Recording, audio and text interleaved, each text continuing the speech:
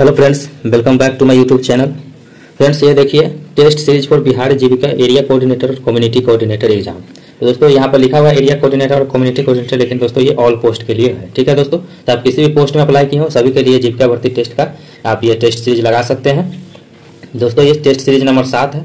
6 practice set दोस्तों already आपको channel पर मिल जाएंगे इस सीरीज के, तो आप विजिट करके उसको भी लगा सकते हैं। ठीक है दोस्तों, चलिए दोस्तों शुरू करते हैं। दोस्तों चैनल पर नया है, बस एक बात कहना चाहूंगा, सब्सक्राइब कर लीजिए दोस्तों चैनल को और बेल आइकन दबा दीजिए ताकि जो भी सेट आपका है पहले आप तक पहुंच जाए। ठीक है दोस्तों, चलिए शुरू करते हैं। आ जाइए दोस्तों, यहाँ पर सेट लगाना है, स्टार्ट करते हैं। यहाँ देखिए दोस्तों, फर्स्ट क्वेश्चन में है भारतीय उद्योग परिसंघ CII का अध्यक्ष किसे नियुक्त किया गया है। तो दोस्तों ये राजीव मेमानी को नियुक्त किया गया है। नेक्स्ट क्वेश्चन पे आ जाइए दोस्तों फर्स्ट में है 72वीं मिस वर्ल्ड प्रतियोगिता 2025 किसने जीती। तो दोस्तों ये उपाल सुचाता चुआंसरी के द्वारा जीता गया है। नेक्स्ट में आ जाइए दोस्तों, यहाँ पे 30 मई 2025 को भारत के राष्ट्रपति द्रौपदी मुर्मू ने कितने नर्सों को उनके उत्कृष्ट योगदान के लिए राष्ट्रीय फ्लोरेंस नाइटिंगेल पुरस्कार 2025 से सम्मानित किया है। तो दोस्तों 15 नर्सों को उन्होंने सम्मानित किया है। नेक्स्ट में आ जाइए दोस्तों, यहाँ पर निम्नलिखित में से कौन सी योजना वर्ष 2006 की शुरू की गई है। तो दोस्तों ये महात्मा गांधी राष्ट्रीय ग्रामीण रोजगार गारंटी योजना शुरू किया गया है। नेक्स्ट में है प्रधानमंत्री उज्ज्वला योजना का शुभारंभ कब हुआ था। तो दोस्तों ये 1 मई 2016 को किया गया था। नेक्स्ट में आ जाइए, दिशा किस मंत्रालय के अंतर्गत संचालित पहल है। तो दोस्तों ये ग्रामीण विकास मंत्रालय के तहत एक पहल है। नेक्स्ट में आ जाइए, इल्बर्ट बिल विवाद के समय कौन सा वायसराय था। तो दोस्तों कौन थे वायसराय, लॉर्ड रिपन। नेक्स्ट में आ जाइए दोस्तों, यहाँ पर वंदे मातरम के रचनाकार थे। तो वंदे मातरम के रचनाकार कौन थे, बंकिम चंद्र चटर्जी। नेक्स्ट में आ जाइए, poverty and British rule in India किसके द्वारा लिखी गई। तो दोस्तों ये दादा भाई नौरोजी के द्वारा लिखा गया है। नेक्स्ट में आ जाइए, सार्क का विस्तृत रूप क्या है। तो दोस्तों ये south Asian association for regional cooperation. ठीक है, ये रहा, तो ऑप्शन बी सही चला जाएगा। नेक्स्ट में आ जाइए, नीति आयोग का अध्यक्ष कौन होता है। तो दोस्तों नीति आयोग का अध्यक्ष प्रधानमंत्री होता है। नेक्स्ट में आ जाइए, इनमें से कौन सी संयुक्त राष्ट्र की एजेंसी नहीं है। तो दोस्तों रेड क्रॉस इंटरनेशनल कमेटी दोस्तों ये नहीं है संयुक्त राष्ट्र की एजेंसी। नेक्स्ट में आ जाइए दोस्तों, यहाँ है दोस्तों हाइड्रोलिक लिफ्ट और हाइड्रोलिक ब्रेक किस वैज्ञानिक सिद्धांत पर आधारित है जो एक बंद तरल पदार्थ में दाब संचरण से संबंधित है। तो दोस्तों ये पास्कल के नियम पर कार्य करते हैं। नेक्स्ट में आ जाइए, नेक्स्ट में है भारत के महत्वाकांक्षी गगनयान मिशन का प्राथमिक उद्देश्य क्या है। तो दोस्तों ये मानव दल को पृथ्वी की निचली कक्षा में भेजना और सुरक्षित वापस लाना। ठीक है, नेक्स्ट में है ड्रिप सिंचाई ड्रिप इरिगेशन प्रणाली का सबसे महत्वपूर्ण लाभ क्या है। तो दोस्तों पानी को सीधे पौधों की जड़ों तक पहुंचाकर पानी की बर्बादी को न्यूनतम कर देता है। नेक्स्ट में आ जाइए, विश्व पैरा एथलेटिक्स चैंपियनशिप 2025 का शुभंकर का नाम क्या है। तो दोस्तों क्या नाम है, विराज उसका नाम है। नेक्स्ट में आ जाइए, हाल ही में बिहार सरकार के अंतर्गत खेल विभाग का गठन कब किया गया है। तो दोस्तों ये 9 जनवरी 2024 को किया गया था। नेक्स्ट में आ जाइए दोस्तों, ये मैथमेटिक्स से इसको अलग से कवर करवा देंगे दोस्तों हम। अभी आ जाइए जीके जीएस पर स्टिक रहते हैं। नेक्स्ट में आ जाइए दोस्तों, यहाँ पर आगे आ जाइए, यहाँ पर दोस्तों यहाँ पर देखिए दोस्तों, यहाँ है दोस्तों पता मिलान करने के लिए RD को रोड और SD को स्ट्रीट के रूप में मानना किस प्रक्रिया का हिस्सा है। तो दोस्तों ये माननीकरण यानी स्टैंडर्डाइजेशन का एक हिस्सा है। नेक्स्ट में आ जाइए दोस्तों, यहाँ देखिए दोस्तों, शहर के नामों का मिलान करते समय पिन कोड का उपयोग क्यों सहायक होता है। तो दोस्तों यह एक ही नाम वाले विभिन्न स्थानों के बीच अंतर करने में मदद करता है। ठीक है, नेक्स्ट में आ जाइए दोस्तों, यहाँ पर देखिए स्पेशली 20 क्वेश्चन इसमें रहेंगे। ठीक है, आ जाइए आगे। यहाँ है एक CLF यानी संकुल स्तरीय संघ अपने क्षेत्र के एक सामूहिक विपणन कलेक्टिव मार्केटिंग उद्यम स्थापित करना चाहता है। उद्यम की विफलता के लिए सबसे संस्थागत इंस्टीट्यूशनल जोखिम क्या होगी। तो दोस्तों ये सदस्यों के बीच विश्वास कमी और साइड सेलिंग की प्रवृत्ति जिससे एकत्रीकरण कमजोर होता है। ठीक है, नेक्स्ट में आ जाइए दोस्तों, यहाँ पे मनरेगा के तहत बनाई गई एक संपत्ति जैसे तालाब DAY NRLM के तहत प्रचारित एक आजीविका गतिविधि जैसे मछली पालन के बीच अभिसरण कन्वर्सेंस को बनाए रखने में सस्टेन में सबसे महत्वपूर्ण कारक क्या है। तो दोस्तों ये संपत्ति के उपयोग और रखरखाव के लिए एक स्पष्ट संस्थागत व्यवस्था जैसे SHG को तालाब में पट्टे पर देना राइट आंसर हो जाएगा दोस्तों। नेक्स्ट में आ जाइए दोस्तों, यहाँ है दोस्तों वित्तीय समावेश यानी फाइनेंशियल इंक्लूजन के संबंध में एक SHG के लिए बैंक खाते तक पहुंच और बीमा इंश्योरेंस तक पहुंच के लिए बीच क्या रणनीतिक अंतर है। तो दोस्तों बैंक खाता तरलता और पूंजी निर्माण का प्रबंधन करता है, जबकि बीमा अप्रत्याशित झटकों के खिलाफ एक सुरक्षा बल प्रदान करता है। नेक्स्ट में आ जाइए दोस्तों, यहाँ पर एक ग्राम संगठन यानी विलेज ऑर्गेनाइजेशन की सामाजिक कार्य समिति का प्राथमिक उद्देश्य क्या है जो उसे आय सृजन समिति से अलग करती है। तो दोस्तों इसका प्राथमिक उद्देश्य है लिंग आधारित हिंसा, बाल विवाह, शराबबंदी जैसे सामाजिक मुद्दों को समुदाय संगठन और जागरूकता करना। ठीक है, नेक्स्ट में आ जाइए। यहाँ दोस्तों बिहार में जीविका द्वारा प्रचारित सामुदायिक संस्थान और पारंपरिक पंचायती राज के बीच रचनात्मक तनाव कनेक्टिव टेंशन का सबसे सकारात्मक परिणाम क्या हो सकता है। तो दोस्तों PRI के द्वारा प्रदान की जाने वाली सेवाओं के लिए सामुदायिक संस्थाओं में बढ़ी हुई जवाबदेही की मांग राइट आंसर हो जाएगा। नेक्स्ट में आ जाइए दोस्तों, यहाँ है दोस्तों एक किसान उत्पाद संगठन को अक्सर CLF द्वारा प्रचारित किया जाता है, एक सामान्य SHG से किस प्रकार भिन्न है। तो दोस्तों एक FPO का प्राथमिक ध्यान पैमाने की अर्थव्यवस्था और बाजार के सौदेबाजी की शक्ति हासिल करने में होता है, जबकि SHG पर प्रारंभिक ध्यान बचत और आंतरिक ऋण पर होता है। तो राइट आंसर ए चला जाएगा दोस्तों। नेक्स्ट में आ जाइए दोस्तों, यहाँ पर सतत जीविकोपार्जन योजना के तहत लाभार्थी के लिए हैंड होल्डिंग सपोर्ट चरण समाप्त करने और निर्णय लेने के लिए सबसे महत्वपूर्ण मानदंड क्या होना चाहिए। तो लाभार्थी को आत्मविश्वास एजेंसी स्तर पर बेझटके सामना करने के लिए स्वतंत्र रूप से निर्णय लेने में सक्षम होना चाहिए। नेक्स्ट में आ जाइए। एक एरिया कोऑर्डिनेटर के लिए SHG के बैठक रजिस्टर में लिखे गए प्रस्तावों का विश्लेषण क्यों महत्वपूर्ण है। तो दोस्तों समूहों का निर्णय लेने की प्रक्रिया, शासन की गुणवत्ता और भविष्य की योजनाओं को समझने के लिए।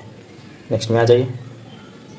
यहाँ दोस्तों गैर कृषि फार्म नॉन फार्म क्षेत्र में सफल उद्यम जैसे सिलाई की दुकान को ऑफ फार्म रोजगार जैसे निर्माण मजदूरों की तुलना में ग्रामीण अर्थव्यवस्था में अधिक फायदेमंद क्यों माना जाता है। यह स्थानीय स्तर पर धन का संचरण करता है, अतिरिक्त रोजगार पैदा करता है और स्थानीय नियंत्रण को बढ़ावा देता है, जबकि ऑफ फार्म आय अक्सर बाहर खर्च हो जाती है। ठीक है, नेक्स्ट में आ जाइए। यहाँ है दोस्तों प्रधानमंत्री ग्राम सड़क योजना के तहत निर्मित सड़क का दीर्घकालिक आर्थिक प्रभाव क्या है जो तात्कालिक कनेक्टिविटी लाभ से परे है। तो दोस्तों कृषि विविधीकरण, स्वास्थ्य, शिक्षा और बेहतर पहुंच, गैर कृषि रोजगार के अवसरों का सृजन करना है। नेक्स्ट में आ जाइए। जब एक CLF अपने सदस्य विलेज ऑर्गेनाइजेशन के प्रदर्शन का मूल्यांकन करता है तो वित्तीय प्रदर्शन जैसे ऋण चुकौती के अलावा सामाजिक प्रदर्शन, सोशल परफॉर्मेंस का सबसे अच्छा संकेतक क्या है। तो दोस्तों हाशिए पर मौजूद परिवारों को शामिल करना, उनकी आवाज़ को महत्व देने में विलेज ऑर्गेनाइजेशन की सफलता। नेक्स्ट में आ जाइए दोस्तों। यहाँ है दोस्तों एक SHG सदस्य के लिए बजटिंग केवल खर्चों को लिखने में कहीं अधिक है, इसका लाभ सशक्त पहलू क्या है। तो दोस्तों यह भविष्य के खर्चों का अनुमान लगाने और वित्तीय लक्ष्य जैसे बच्चों की शिक्षा के लिए योजना बनाने सक्षम बनाता है, जिससे वित्तीय नियंत्रण की भावना पैदा होती है। ठीक है दोस्तों, राइट आंसर ये चला जाएगा। नेक्स्ट में आ जाइए दोस्तों। यहाँ पर PM किसान की राष्ट्रीय कृषि योजना के दृष्टिकोण में क्या अंतर है। तो दोस्तों PM किसान व्यक्तिगत किसान को सीधे आय सहायता प्रदान करता है, जबकि RKVY राज्यों के किसानों संबंध क्षेत्रों में सार्वजनिक निवेश के लिए धन आवंटित करने में लचीलापन देता है। नेक्स्ट में आ जाइए। यहाँ देखिए दोस्तों एक सफल आजीविका हस्तक्षेप में बाजार संचालित यानी मार्केट लेड दृष्टिकोण क्या अर्थ है। तो दोस्तों ये उत्पादन शुरू करने से पहले बाजार में मांग और मूल गुणवत्ता मानकों की पहचान करना। नेक्स्ट में आ जाइए। डिजिटल वित्तीय साक्षरता के ऐप के उपयोग सिखाने के अलावा महत्वपूर्ण घटक क्या शामिल होना चाहिए। तो दोस्तों पासवर्ड सुरक्षा, धोखाधड़ी की पहचान और डिजिटल शिकायत निवारण तंत्र में जागरूकता होना चाहिए। नेक्स्ट में आ जाइए। मुख्यमंत्री उद्यमी योजना के तहत एक लाभार्थी का चयन करते समय उद्यमशीलता की मानसिकता का आकलन करने में सबसे अच्छा तरीका क्या हो सकता है। तो दोस्तों आवेदन द्वारा प्रस्तावित व्यवसाय के विचार की व्यवहारता, जोखिम लेने की परिकलित क्षमता और दृढ़ता का प्रदर्शन। नेक्स्ट में आ जाइए। यहाँ देखिए दोस्तों सहकारी समिति के एक सदस्य एक वोट के सिद्धांत का शासन पर क्या प्रभाव पड़ता है। तो दोस्तों यह एक लोकतांत्रिक संचालन सुनिश्चित करता है। यह निर्णय लेने की शक्ति शेयरधारित बजाय सदस्य पर आधारित होता है। ठीक है, नेक्स्ट में आ जाइए। यहाँ देखिए दोस्तों यहाँ है PMAYG के तहत घर के निर्माण के शौचालय, बिजली और पानी जैसी अन्य योजनाओं में अभिसरण पर जोर क्यों दिया जाता है। तो दोस्तों यह सुनिश्चित करने के लिए आवास केवल एक आश्रय न हो बल्कि एक गरिमापूर्ण स्वस्थ रहने का वातावरण प्रदान करें। नेक्स्ट में आ जाइए। एक क्लस्टर में जहां अधिकांश सेल्फ हेल्पिंग ग्रुप परिपक्व और अच्छी तरह से काम कर रहे हैं, एक एरिया कोऑर्डिनेटर की भूमिका कैसे बदलनी चाहिए। भूमिका एक प्रत्यक्ष प्रशिक्षक के कैसे सूत्रधार में बदलनी चाहिए जो उच्च स्तरीय लिंकेज, निर्माण, मूल्य श्रृंखला पर ध्यान केंद्रित करे। नेक्स्ट में आ जाइए। यहाँ दोस्तों एक स्वयं सहायता समूह के लिए बैंक से पहला ऋण यानी फर्स्ट लोन प्राप्त करना है महत्वपूर्ण मील का पत्थर क्यों है, जो केवल धन प्राप्त करने से परे है। तो यह समूह साख को स्थापित करता है और औपचारिक वित्तीय प्रणाली के साथ उनके संबंध को मान्य करता है, जिससे भविष्य में बड़े अवसर के द्वार खोलते हैं। यहाँ जाइए दोस्तों, यहाँ से यहाँ भी दोस्तों इसके लिए 20 क्वेश्चन आपको देखने को मिलेंगे। देखिए दोस्तों, यहाँ पर आर्थिक विकास के अलावा पंचायती राज संस्थाओं की एक महत्वपूर्ण सामाजिक भूमिका क्या है? तो ग्रामीण क्षेत्रों में सामाजिक न्याय, स्थानीय शासन में वंचित समुदायों को समावेश सुनिश्चित करना। नेक्स्ट में आ जाइए दोस्तों, यहाँ दोस्तों, जब एक नया स्वयं सहायता समूह बनता है तो एक सामुदायिक समन्वयक सबसे पहले किस बात पर सबसे अधिक ध्यान केंद्रित करना चाहिए? दोस्तों, नियमित बैठकों और लगातार बचत पंचसूत्र के महत्व को स्थापित करना चाहिए। नेक्स्ट में आ जाइए, DAY NRLM और मुख्यमंत्री उद्यमी योजना में मुख्य अंतर क्या है? तो दोस्तों, DAY NRLM का ध्यान SHG के माध्यम से सामूहिक आजीविका को बढ़ावा देने, जबकि उद्यमी को मुख्य रूप से व्यक्तिगत उद्यमिता का समर्थन करने से होता है। नेक्स्ट में आ जाइए, यहाँ दोस्तों, ग्रामीण अर्थव्यवस्था की विशेषता के रूप में अनौपचारिक क्षेत्र में प्रभुत्व का क्या अर्थ है? तो दोस्तों, अधिकांश श्रमिक के लिए नौकरी की सुरक्षा, सामाजिक लाभ और औपचारिक अनुबंधों का अभाव। नेक्स्ट में आ जाइए, यहाँ दोस्तों, self helping group bank linkage model सूक्ष्म ऋण माइक्रो क्रेडिट का एक रूप है। सूक्ष्म ऋण मूल पर विचार क्या है? सूक्ष्म ऋण का मूल विचार क्या हो जाएगा दोस्तों? गरीब लोगों को छोटी ऋण राशि प्रदान करना जिनकी पारंपरिक बैंकिंग सेवाओं तक पहुँच नहीं है। नेक्स्ट में आ जाइए दोस्तों, यहाँ पर PMAYG के तहत निर्मित घर का स्वामित्व मुख्य रूप से किसे दिया है? यह स्व स्वामित्व में किसे शामिल किया जाता है? ठीक है, तो दोस्तों, परिवार की महिला को शामिल किया जाता है। नेक्स्ट में आ जाइए दोस्तों, पशुधन आधारित आजीविका में कृषि की तुलना में एक विशेष महत्वपूर्ण जोखिम क्या है? तो बीमारी के कारण एक ही जानवर की मृत्यु, भारी वित्तीय हानि हो सकती है। नेक्स्ट में आ जाइए, पारदर्शिता सुनिश्चित करना और भ्रष्टाचार को कम करने के लिए मनरेगा के तहत मजदूरी का भुगतान कैसे किया जाना अनिवार्य है? तो दोस्तों, ये सीधे श्रमिकों के बैंक या डाकघर खाते में किया जाना अनिवार्य है। नेक्स्ट में है, जीविका का मॉडल सामुदायिक कार्यकर्ताओं जैसे सामुदायिक मोबिलाइजर पर बहुत अधिक निर्भर है, उनकी प्राथमिकता भूमिका क्या है? तो दोस्तों, जमीनी स्तर पर स्वयं सहायता समूह को नियमित सहायता, प्रशिक्षण और मार्गदर्शन प्रदान करना।